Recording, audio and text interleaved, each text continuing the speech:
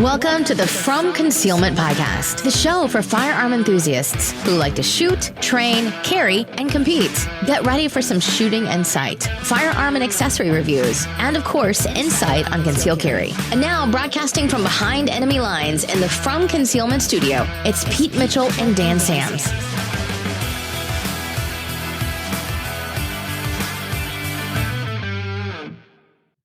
Hey, Freedom Nation, this is Pete Mitchell. And I am Dan Sams.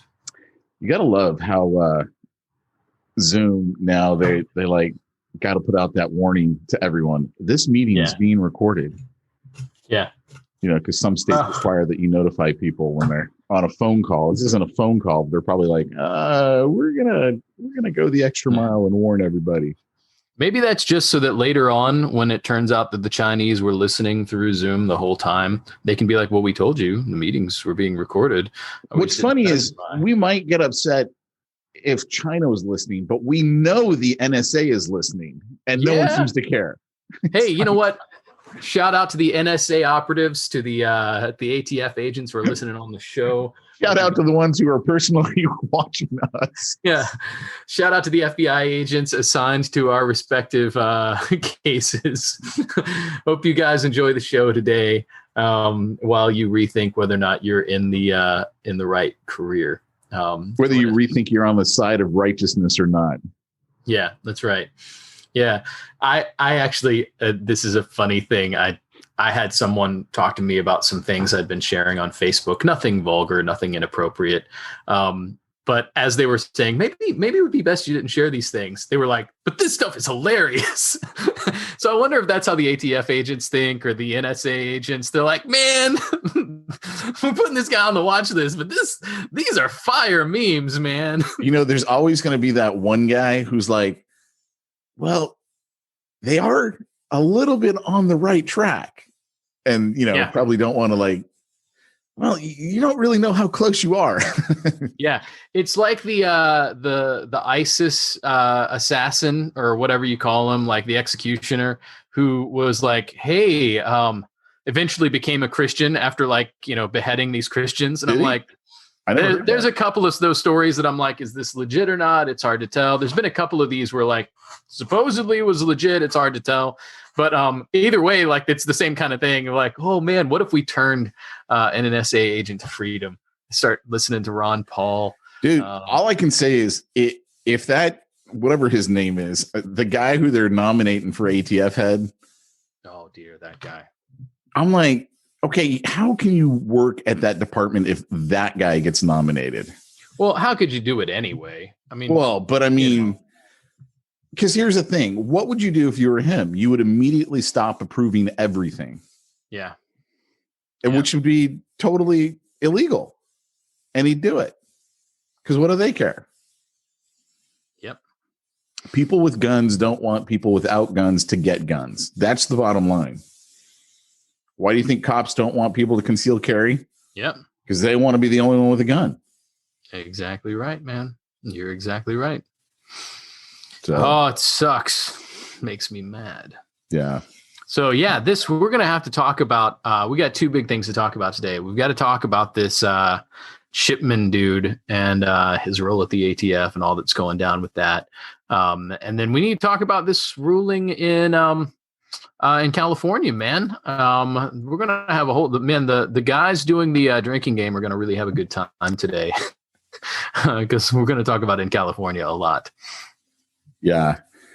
So everyone's heard that we had a federal judge, rule that the assault weapons ban was unconstitutional. Yeah.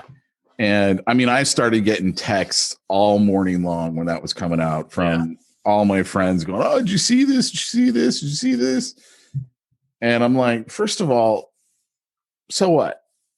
Like, it doesn't mean anything because, like, literally he stayed it in the same time he issued it.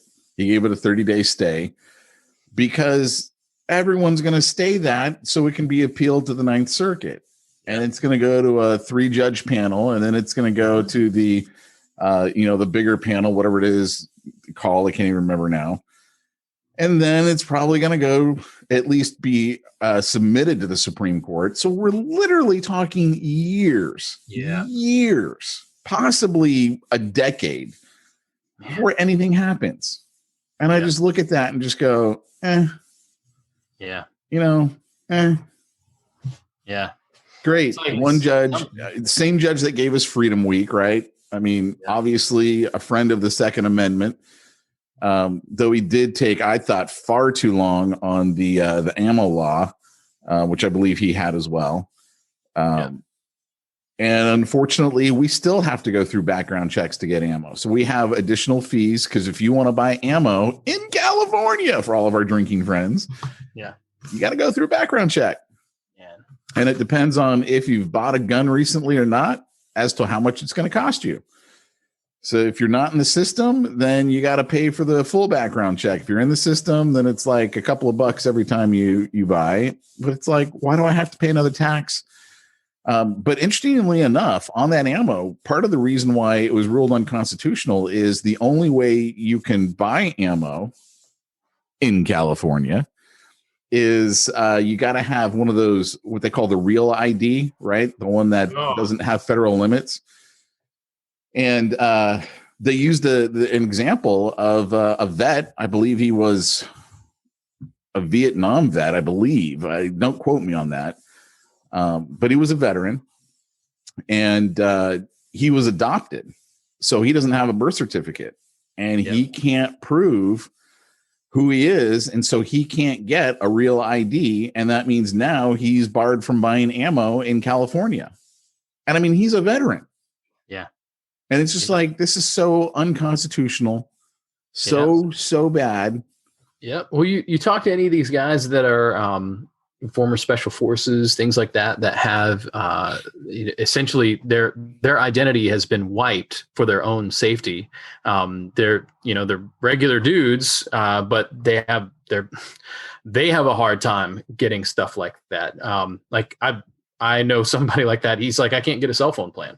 He's like, it messes up my credit score and all this kind of stuff. He's like, it just looks like I'm not there. He's like, if I ever get pulled over, he's like, the cops don't know what to do because they're like, we can't find anything on you. And he's like, well, I'm just trying to, and like, you think about a guy like that, and if he was in California, probably would never be able to buy ammunition. And yet he's more trained than than any cop.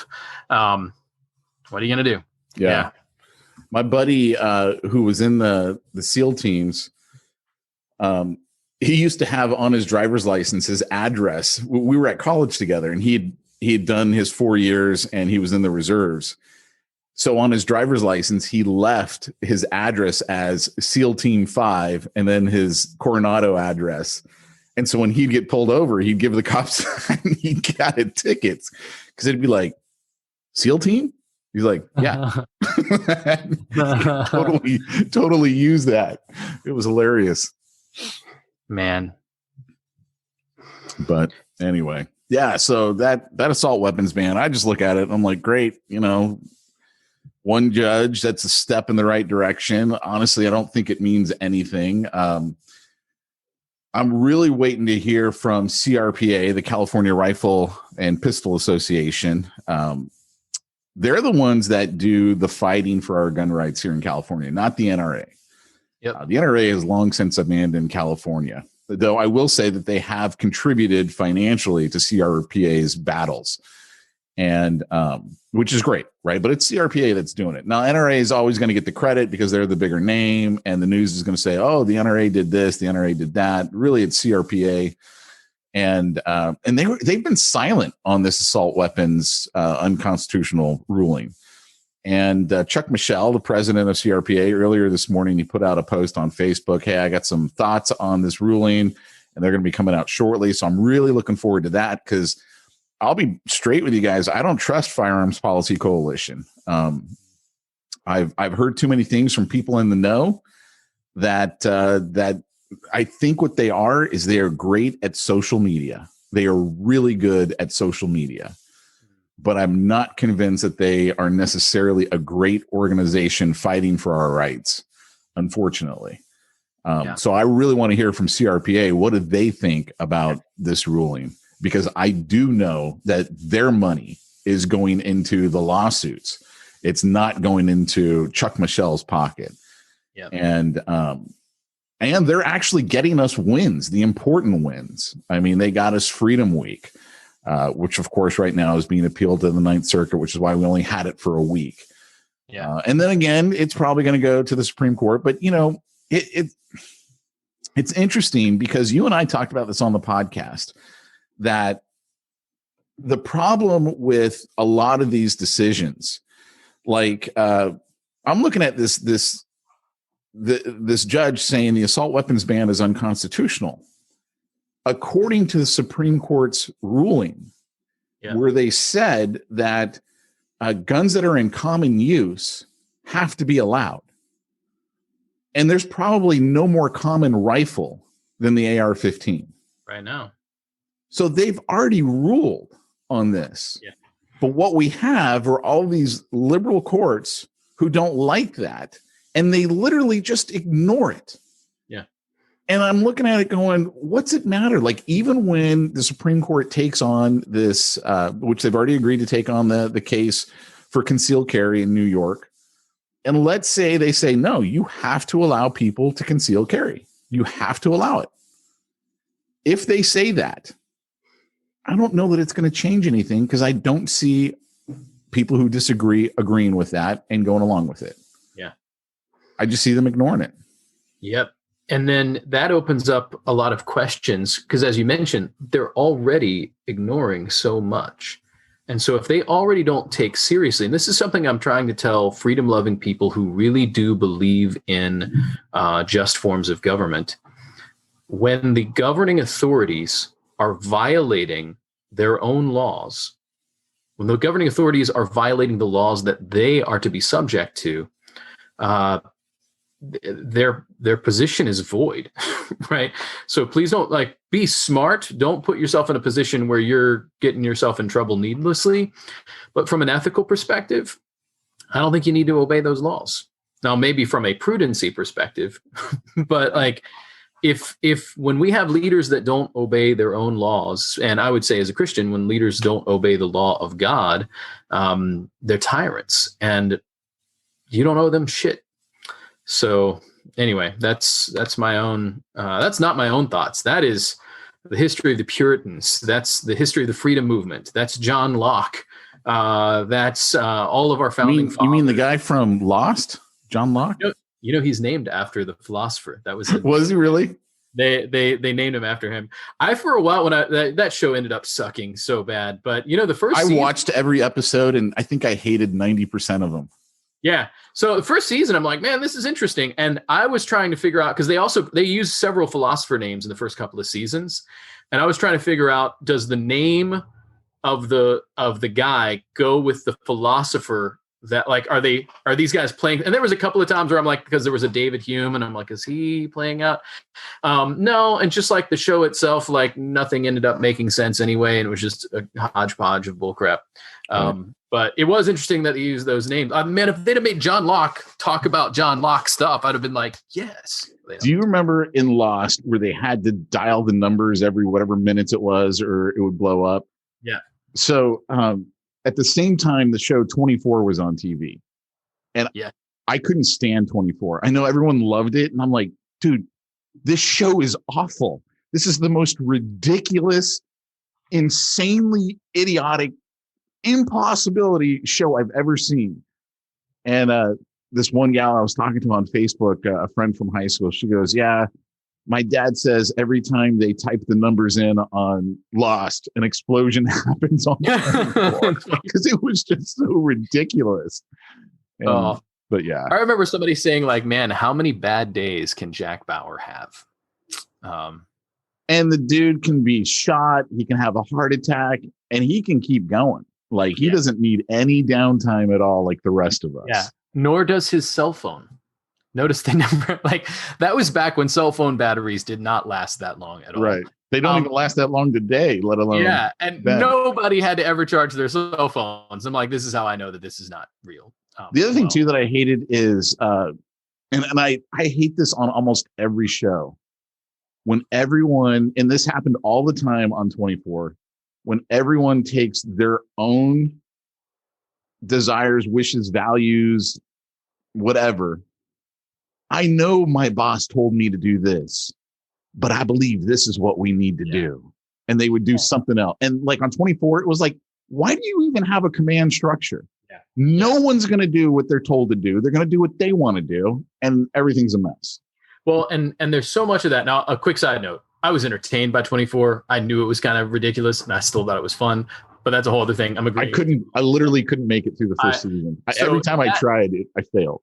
That specific thing you just mentioned about like people like, and because it's this very much like do what you feel is right kind of thing. Yes. I hate that. And it has gotten worse. I don't know if you've seen Apple TV had a show, man, I want to say it was called like Tehran or something. And it was about a Israeli spy in Iran. And she does crap like that and like trusts terrorists. Like she's dealing drugs. Like, I'm like, you cannot be a trained spy. This is freaking ridiculous. The whole thing was a mess. And I'm like half the season, I'm like, well, this is entertaining. And then by the end of it, I'm like, this girl's just stupid. How did she not get shot yet? Right. And then you're like halfway like, well, like, I don't know. I don't like any of these people now. Like the bad guys are bad. The good guys are annoying. Man in the High Castle is the same way. I'm like, man. I thought it was great. And it got really good. Like, what was it? 4 seasons. And I think it was like the 3rd season that was really good. And then the 4th season, it went off the rails again. And I was like, oh man, I liked where it was headed.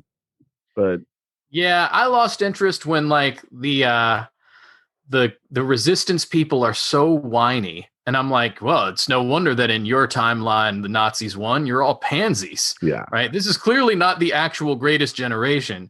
And then she's like, well, the Nazi guy that she's like, well, I think there might be something good in him. Let's not kill him. And I'm like, you always kill the Nazi, man. Like they're the bad guys. What are you thinking?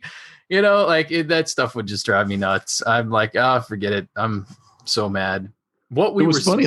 Last night I was watching Red Dawn, the remake, not the original. Yeah, not as good as the original. Nothing's going to be as good as the original ever, right? Yeah. But what was interesting to me, the collaborators, because I'm like, dude, we see that right now with COVID. We see all the collaborators. Oh, you're not wearing a mask. Oh, my neighbors are talking. Oh, my neighbors are outside.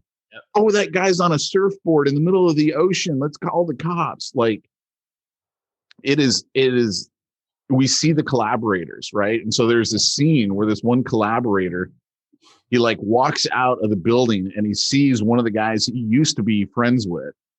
And he starts calling everyone to him. And then, this other guy comes running out of the building and he yells out his name and he just flips him the bird, right? And then right then it explodes and kills the guy. And I'm like, that's what you do to a collaborator right there. You just blow him up.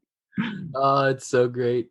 Yeah. Oh, Red Dawn, man. You know what? I actually, I know some people were just so mad about the new Red Dawn not being as good as the old that they didn't like it all. I was still entertained. Like, it's still a fun movie. I'm glad we got an update.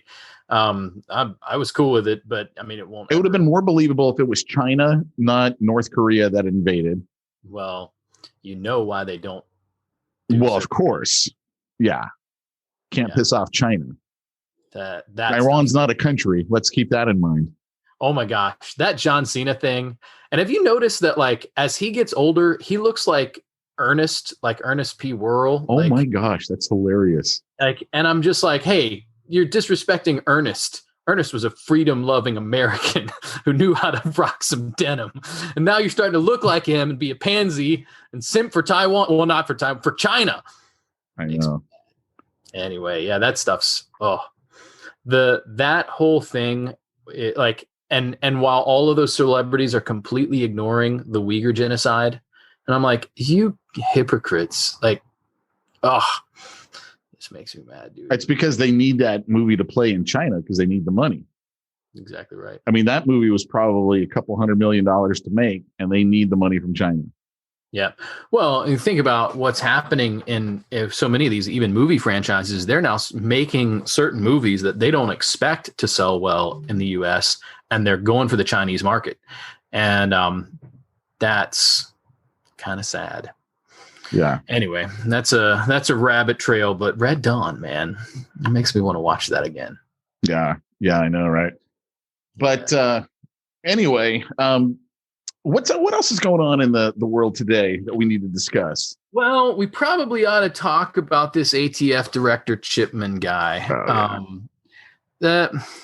So I'm just going to acknowledge there are questions as to whether or not the picture of the agent in front of the charred bodies at Waco is actually him or not. Regardless. Really? Okay. So, well, but the only one's questioning is like Snopes. So anytime Snopes said something doesn't happen, I'm like, yeah, it probably did happen. So I like just acknowledging that, like, okay, so somebody doesn't think that's true. It sure looks like him in the picture to me. And we know that he has been an ATF agent, which makes him an enemy right there. We don't have to go any further. You're an ATF agent. You're part of the problem. And I'm not beating around the bush about that. I'm not going to be like, I know somebody that was an ATF agent before, got out of it, and I'm like, you need to be in a different thing, man. Like, this is not a good thing. Don't be an ATF agent. You are only going to be taking part in tyranny.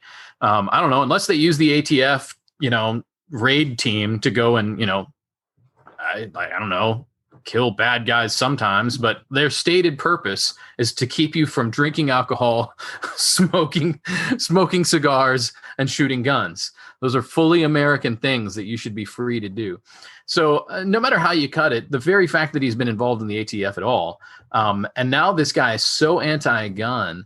I don't know. Did you guys listen? I don't know if Pete, did you look or read any of the quotes from his from the Senate hearing with him? I watched some of the video clips when he was being questioned, especially the one, define an assault weapon, and he can't. He can't. Yeah. Well, no one can, right? Because it's a made up term, and it's like, well, what do we want it to mean now? Like, you even look at California's assault weapons ban. They go, oh, it's going back since '89. Well, okay, but they defined it differently then, so it's not even the same thing. Yeah. So all that said, I think it's something to watch for. We realize that certain things like this are just going to get pushed through, but I think it's important for the freedom community to be attentive to what's happening here, because what people don't always realize is that, we have certain things. The FBI wants to do certain things. They're supposed to get legal ruling on it, right? A lot of these other things that there's clear laws that then are enforced by that agency. And even if the law is unjust and unconstitutional, somebody else is making that law, some other judge is ruling on it. The ATF issues statements to call something one thing or another. Like their whole thing with SB Tactical and the how they're going to categorize pistol braces. On a whim, they define things as they want to, right? And so these are the kinds of things the ATF does. It is not based on law. And so this is a secondary thing. So the very fact that the agency exists to restrict freedoms from Americans makes them a tyrannous organization, right? But secondarily, the fact that they're not even enforcing laws, they're actually doing what normally a judge would have to do or Congress would have to do. Congress should give a definition and a law, and then maybe you could have a judge interpreting aspects of it. ATF is both functioning as if they are Congress and Senate all in one, making rulings and deciding what is what, and then they're interpreting how to enforce their own rules. So it is a tyrannous organization doing tyrannous things, enforcing them in tyrannous fashion. Always bad. Yeah. The other thing too is that they're not consistent over time. Yeah. And you can't, that's not fair to the American people. Like when you literally give a letter saying, okay, yes, this is a pistol brace. This is not a stock, whatever. Yeah. Or this is a pistol, like the Honey Badger and all that stuff. Yeah. And then later, we changed our mind. Yeah. That's not fair. That is in no way fair to the American people. It's in no way fair to the manufacturers. Yeah. And I mean, even the bump stock, right? Where all of a sudden, Trump, hey, we're just going to go ahead and ban all these. And this is a machine gun now. It's like, no, this isn't how it works. Yep. Well, there's several things to pay attention to in this. And that just being aware that they're making their own rules and that they're changing them, the consistency issue should tell the American people everything they need to know. And that's why I advocate for it. This is a completely illegitimate organization. Please don't feel any ethical obligation to obey their arbitrary rules, because the fact is, but you're wise to obey their rules so you don't go to jail. Well, hypothetically in Minecraft is what I've been talking about this entire time. I'm just saying, I'm not advising anyone to disregard any law whatsoever, ever. Well, this is purely from a philosophical, hypothetical perspective, Pete. We're talking philosophy now. I am a philosopher, and we are entertainers on a show meant to entertain people and not to give legal advice of any kind. So we always got to make sure that that's clear. But actually, you brought up the honey badger issue with Q, which, a little quick side note, buddy of mine, we'll call him Beard. I ran into Beard Friday night. We were using the simulator at Lake Erie Arms, which is super fun. You guys sign up and use the simulator, get some real practice in there. But Beard has this T-shirt on. It's the Q honey badger, but the pistol brace has a censored block over it, as if it was, some kind of a dirty picture or something. And so if you guys haven't followed that, we talked about it way back when it happened, I don't know, months ago.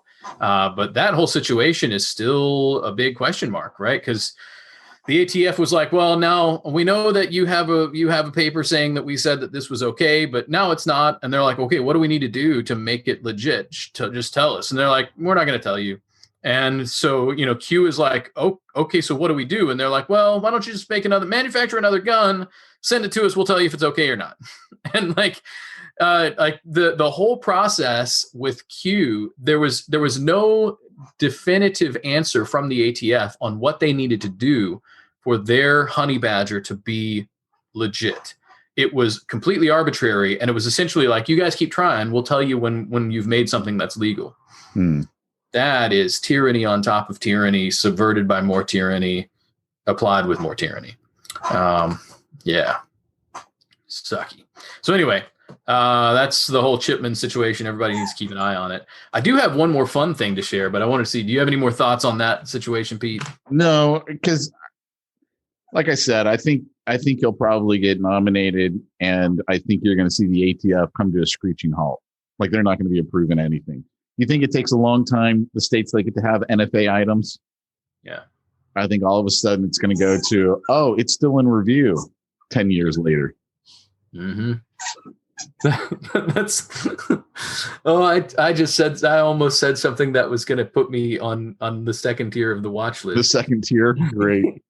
That's like, hypothetically in Minecraft, if there are in the future trials for ATF agents, like the Nuremberg trials, they'll be like, hey, did we get that stay of execution? I'll be like, it's still in review.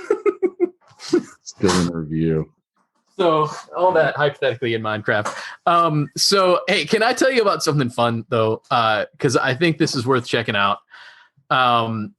Is this, unless you have more thoughts, Pete? I don't know. No, go for it. So a buddy of mine wanted to get together with a group of friends. He was inviting me along, and he's like, hey, man, what's just a good, fun thing for some dudes to do together on Friday night? We're going to get pizza and just do something fun. And I actually suggested the simulator at Lake Erie Arms. Now we're about to get a much cooler simulator. All that's news about that's coming later on, but they've got, right now it's a single screen simulator with the guns are made to be like Glock 17s. So like you're getting the feel of a pretty realistic, the weight and everything, sound and everything. And it's interactive, man. Like if you're in a real scenario, like you're to talk, like you're supposed to like talk to the person, tell them to back off, whatever.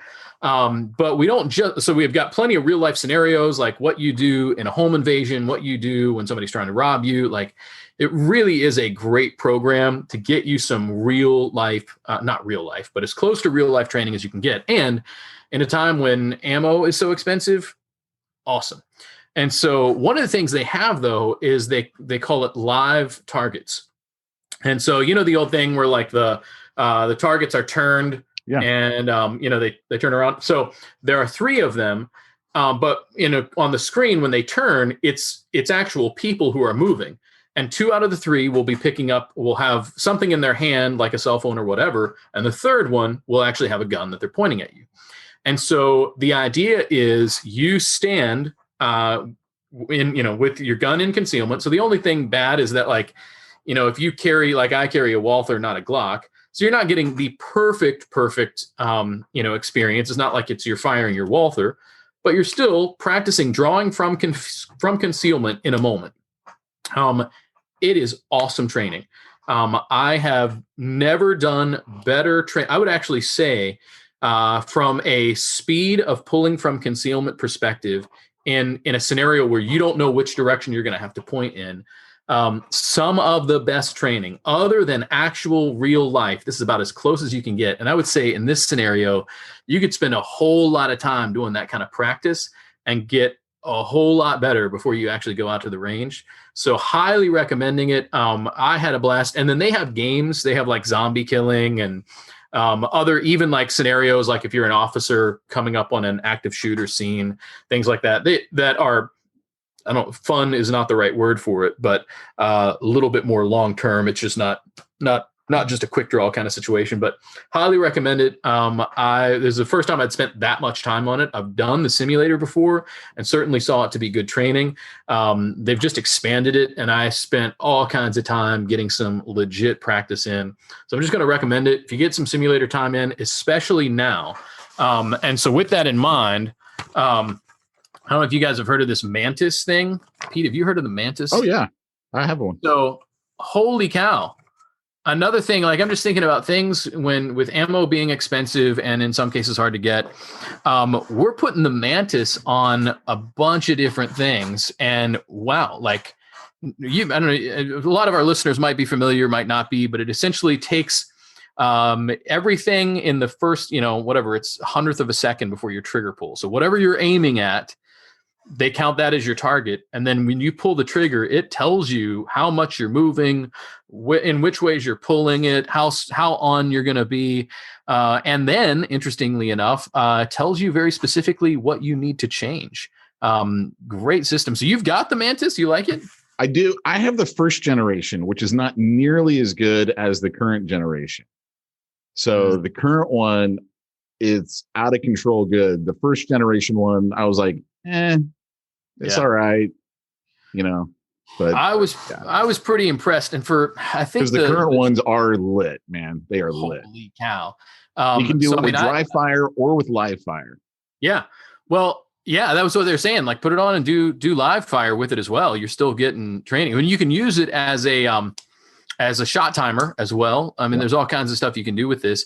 Kind of a one-stop shop for everything you need for dry fire and range stuff. Highly recommend it. I think they run right around $250 for the system. And then you can get these add-ons, like you can get this a magazine thing that you put into your AR, so you can run it on your AR and not have to recycle it every time. So that way you can stay on, practice your pull.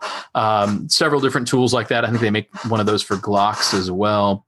Functions as like a Glock mag in there. I'm just going to tell you guys, like that's not a bad investment at all. $250 to get some really solid training. You could either buy a Mantis for $250 or a box of 50 rounds for $250. You choose. It's about that simple, man. It's feeling like that. Yeah, it's pretty close. Well, I had a buddy of mine. He did some kind of a raffle or whatever, and he won a $500 gift card to Cabela's. He's like, "Man, this is great." I'm like, "Yeah, man, get like 2 boxes of 9 mil for that." Know, right? So it's good stuff, man. So that's all I had on my mind. A couple of random things. I think we should continue to be watching the court case in California. I know it's going to be a long road. Definitely want to be watching what's happening with the ATF. And man, you guys get some dry fire training, get that Mantis, or if you're nearby, get into Lake Erie Arms, make that thing happen. Cool. Yeah, absolutely, man. Give Lake Erie their plug. Yeah, so I know that you guys hear this from me all the time, and I know I'm biased, but let me just tell you, every time I bring somebody into Lake Erie Arms, they get excited. They have a wonderful experience. They're treated right. They get the gun they want. They get the experience they want. They get the training they want.